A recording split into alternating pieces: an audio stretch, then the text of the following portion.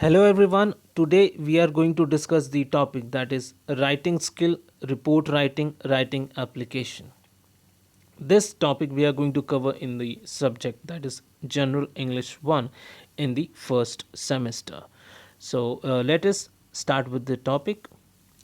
Report writing format report writing का format क्या होता है here are the main sections of the standard report writing format तो ये मेन सेक्शंस हैं नहीं title section this includes the name of the author and the date of the report preparation इसमें जो ऑथर का नाम और जो जिस डेट को रिपोर्ट प्रिपेयर की गई वो सारी डिटेल्स मेंशन होती हैं summary there needs to be a summary of the major points तो यहाँ पे जो मेजर पॉइंट्स की समरी होनी चाहिए कंक्लूजन एंड रिकमेंडेशन उसमें कंक्लूजन और रिकमेंडेशंस भी होना चाहिए it needs to be short ये छोटा होना चाहिए as it is a general overview एक जर्नल ओवरव्यू होता है रिपोर्ट का some people will read the summary जिसमें कुछ लोग सिर्फ समरी को ही रीड करेंगे and only skim the report और जिसमें से वो रिपोर्ट को स्किम कर देंगे so make sure you include all the relevant information तो इसके लिए ज़रूरी हो जाता है कि हम इसमें सारे रेलिवेंट इन्फॉर्मेशन दें it would be best to write this इसमें सबसे अच्छा ये होगा it would be best to write this last so you will include everything तो इसमें सबसे अच्छा रहेगा हम इस चीज़ को लास्ट में लिखें जिससे हम सारी चीज़ों को इसमें इंक्लूड कर सकें even the points that might be added at the last minute और सो इसको आखिरी में लिखने से प्लस पॉइंट ये होता है इसमें द बेनिफिट इज़ कि इसमें हम लास्ट टाइम पे जो चीज़ें हमारी रहेगी हम उस चीज़ को भी इसमें इंक्लूड कर सकते हैं राइट सो इसमें इंट्रोडक्शन भी एक जो इम्पोर्टेंट सेक्शन है the first page of the report needs to have an introduction तो पहला पेज उसमें हम इंट्रोडक्शन पूरा लिखते हैं so you will explain the problem हम जिसमें हम प्रॉब्लम को एक्सप्लेन करते हैं शो द रीडर जो इसमें रीडर उसमें ये शो करता है why the report is being made कि रिपोर्ट को बनाने का मेन पर्पस क्या है you need to give a definition of terms इसमें जो हम जो जितने भी टर्म्स उसकी डेफिनेशन देते हैं if we do not include these terms these in the title section अगर आप उसको हमने टाइटल सेक्शन में नहीं इंक्लूड किया तो हम इसका डेफिनेशन देते हैं and explain how the details of the report are arranged तो इसमें हम ये भी शो करते हैं जो डिटेल्स हैं and show how the details of the and explain how the details of the report are arrange तो इसमें जो हम ये एक्सप्लेन करते हैं जो डिटेल्स रिपोर्ट की कैसी अरेंज की गई है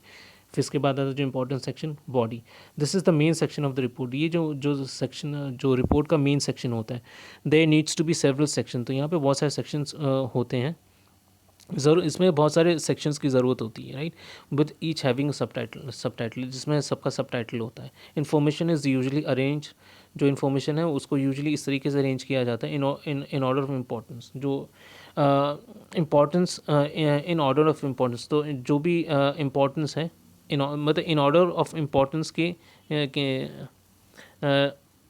इंफॉर्मेशन यूजली अरेंज इंफॉर्मेशन इस तरीके से अरेंज की जाती है ऑर्डर ऑफ इम्पोर्टेंस की के हिसाब से with the most important information coming first जो सबसे ज़्यादा इंपॉर्टेंट इन्फॉर्मेशन होती है उसको सबसे पहले रखा जाता है उसके बाद आता है हमारा जो important section conclusion this is where everything comes together ये एक ऐसी चीज़ है ये ऐसी जगह जहाँ पे सारी चीज़ एक साथ आ जाती है keep this section free of jargon जो इस सेक्शन को हम जो जार्गन्स होते हैं उससे फ्री रखें as most people will read the summary and conclusion तो इसको अच्छे तरीके से बनाया जाए because mostly people they read the summary and conclusion तो उसको अच्छे तरीके से बनाए राइट जिसमें जार्गन नहीं होना चाहिए keep this section free of jargons इसमें जार्गन्स नहीं होना चाहिए let's move further recommendations this is what need to be done ये in plain English explain your recommendation तो इसमें आप जो सुझाव होते हैं वो भी रखना ज़रूरी होता है पुटिंग दम इन ऑर्डर ऑफ प्रायोरिटी तो इसको ऑर्डर ऑफ प्रायोरिटी के हिसाब से रखा जाता है right appendices this includes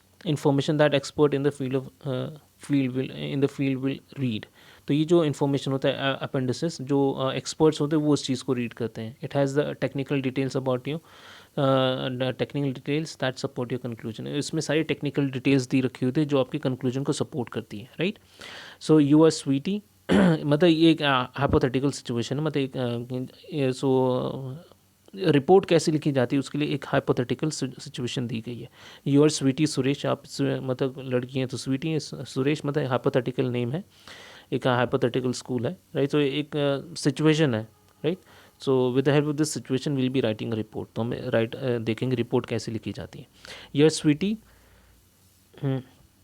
Suresh of L Jain school Ajmer as secretary of your school co-curricular activity club तो आप जो एल जैन स्कूल है उसके सेक्रेटरी हैं as secretary of your school co-curricular activities club. You visited a slum area in your city. तो आपने क्या slum area को विजिट किया सिटी में, where the people suffered a great loss of life, जहाँ पे लोगों को बहुत मतलब जान माल का नुकसान हुआ है, life and property, right, in massive fire. तो वहाँ पे कहीं आग लग, भीषण आग लगी, जिसकी वजह से लोगों का मतलब वहाँ के जो निवासी हैं उनका जान माल का नुकसान हो गया है.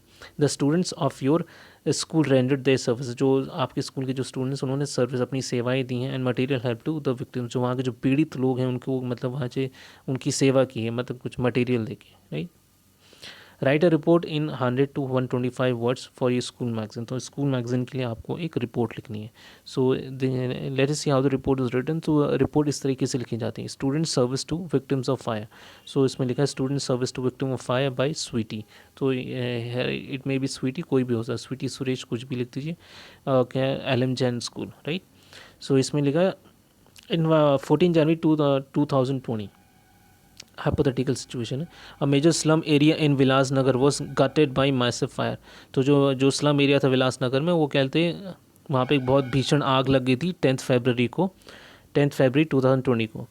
सो the fire whose exact cause is not very clear. जो फायर है, जो उसका जो मेन का जो कारण अभी तक पता नहीं चला है, जिसकी वजह से भीषण आग लगी. जो आग लगी थी उससे बहुत सारा डैमेज हुआ, cost extensive damage to the life and property, जिसकी वजह से जान और माल का बहुत सारा नुकसान हुआ है. 10 पर्सनस लॉस देयर लाइफ, जिसमें से 10 लोगों की मृत्यु हो गई. मैनी वर इंजर्ड एंड कई लोग कहते हैं जिनको क्षति पहुंची. And 200 people were rendered homeless. और वहाँ पे लगभग 200 लोग थे जिनका जो घर से बेघर हो गए, होमलेस हो गए. Our school joint and relief to the victims. और हमारे स्कूल ने ज्वाइन किया उनको रिलीफ, जो वहाँ के पीड़ितों को रिलीफ देने के लिए. The students of our school got together. जो हमारे जो स्कूल के जो स्टूडेंट्स हैं वो सारे एक साथ मिलजुल कर and collected food packets and clothes, medicine, utensils etcetera to be distributed to these homeless and helpless people. तो हमारे स्कूल के बच्चों ने यहाँ पे क्या कहते खाने के पैकेट जमा किए, पुराने कपड़े, मेडिसिन, बर्तन, जो हम इन जो जो जो जो बेघर हो गए, जिनका घर बर्बाद हो गया इस आग में, हम उनको और वहाँ के जो जो हेल्पलेस जो पीपल हैं, जो जिनको मदद की ज़रूरत है, उन सबको ये सारी चीज़ें प्रदान की गई. उन सबको क्या कहते हैं दिया गया. उन सबको ये चीज़ें बांटी गई जिससे उनकी मदद हो सके.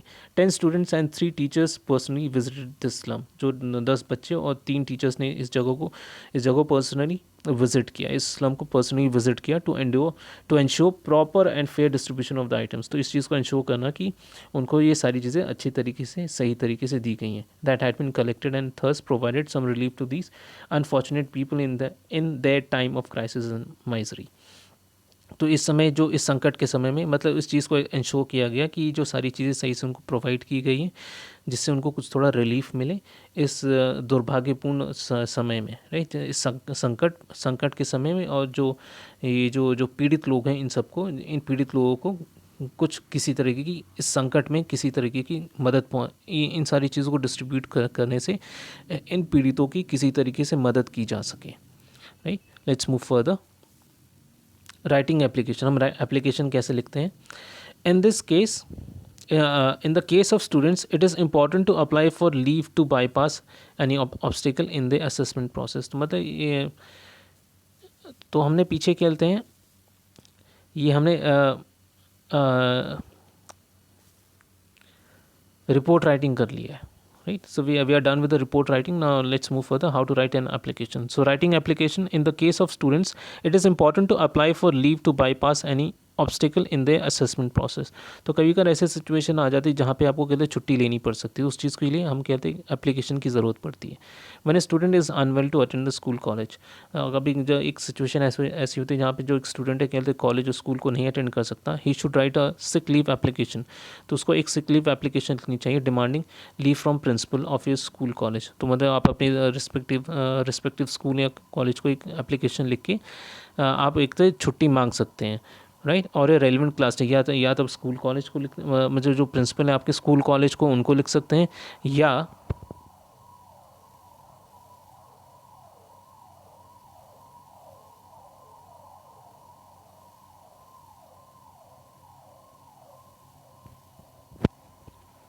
तो इसमें आप जो हैं इसमें जो आप कहते जो he should write a sick leave application demanding leave from the principle of your college. तो इसमें जो कहते जो आपके जो प्रिंसिपल है जो कॉलेज के, तो आप उनको उनको लिख सकते हैं या अपने क्लास टीचर को लिख सकते हैं। The application could be written by the student himself, या तो जो एप्लीकेशन वो स्टूडेंट खुद लिख सकता है हर सेल्फ, और बाई हिज पेरेंट्स, या तो उसके पेरेंट्स के द्वारा भी लिखा जा सकता है। If you are writing the application letter yourself, अगर आप खुद से ये लेटर लिख रहे हैं, use the format given below. अगर आप खुद से लिख रहे हैं तो ये जो फॉर्मेट है आप उसको फॉलो करना है, right. If you are writing the application letter yourself, अगर आप खुद से लेटर लिख रहे हैं तो ये जो फॉर्मेट है उसको फॉलो करना है। So let us see the format. To the class teacher, right, name of the school college, address, आपका एड्रेस क्या है, डेट, ठीक है, subject application for sick leave, right. तो इसको इस तरीके से लिखा जाएगा, ऊपर मतलब टू लिखा जाता है, ये पूरा फॉर्मेट है। Class to the class teacher, name of the school, जिस स्कूल में आप पढ़ते हैं कॉलेज में उसका एड्रेस क्या है, किस तारीख को लिख रहे हैं, डेट, ये सारे इसी सीक्वेंस में होगा। Subject application for sick leave, ठीक है। तो उसके फिर with greetings, sir ma'am, sir, right. फिर आपको ये लिखना है, sir ma'am, most respectfully I beg to state that I am not in a condition to come to the school college. तो इसका भी लिखना है कि आप स्कूल कॉलेज नहीं आ सकते हैं, right, since I am suffering from fever, क्योंकि मुझे फीवर है। I have been prescribed by our family doctor, जो मुझे मेरे फैमिली डॉक्टर द्वारा ये प्रेस्क्राइब किया गया है, to take proper rest for at least मतलब 2-3 दिन जो भी आपको जो डॉक्टर ने दिया है, तो उसके हिसाब से for at least these many days, hence kindly grant me leave from start, मतलब मुझे छुट्टी दे दीजिए from this date to this date, जितने दिन की आपको छुट्टी चाहिए। I shall be really grateful to you, मैं इसके लिए आपका बहुत आभारी रहूँगा, thanking you. Yours obediently, name, class and section, roll number, sign, right. So with this we have come to the end of this topic. Thank you very much.